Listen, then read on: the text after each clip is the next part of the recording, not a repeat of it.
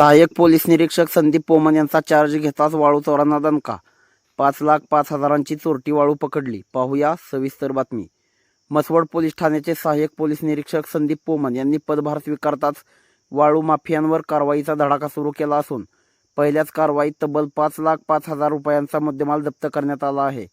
दिनांक 26 एप्रिल 2026 रोजी मध्यरात्री 12:05 सुमारास म्हसवड ते शेंबडी वस्ती मार्गालगत मेरी माता हायस्कूलच्या पाठीमागील मानगंगा नदीपात्रात अवैध वाळू उत्खनन सुरू असल्याची माहिती पोलिसांना मिळाली होती. त्यानुसार तात्काळ छापा टाकण्यात आला. या कारवाई दरम्यान अभिषेक अरुण सावंत वय 26 राहणार दिवड तालुका मान जिल्हा सातारा हा इसम बिगर नंबर प्लेटच्या पांढऱ्या रंगाच्या टाटा इंट्रा V50 वाहनातून वाळूची चोरी करताना आढळून आला. पोलिसांनी त्याच्या ताब्यातून अंदाजे अर्धा ब्रास वाळू किंमत 5,000 रुपये व टाटा इंट्रा V50 वाहन किंमत 5 लाख रुपये असा एकूण 5,05,000 रुपयांचा मुद्देमाल जप्त केला आहे. या प्रकरणी म्हसवड पोलीस ठाण्यात कॉन्स्टेबल राहुल राजेंद्र थोरात यांनी दिलेल्या फिर्यादीनुसार गुन्हा दाखल करण्यात आलेला आहे.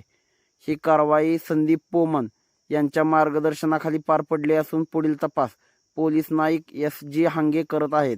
या कारवाईमुळे परिसरातील वाळू माफियांमध्ये खळबळ उडाली असून सहाय्यक पोलीस निरीक्षक संदीप पोमन यांनी अवैध वाळू वाहतूक व उत्खननाविरोधात कठोर भूमिका घेतल्याचे स्पष्ट झाले आहे.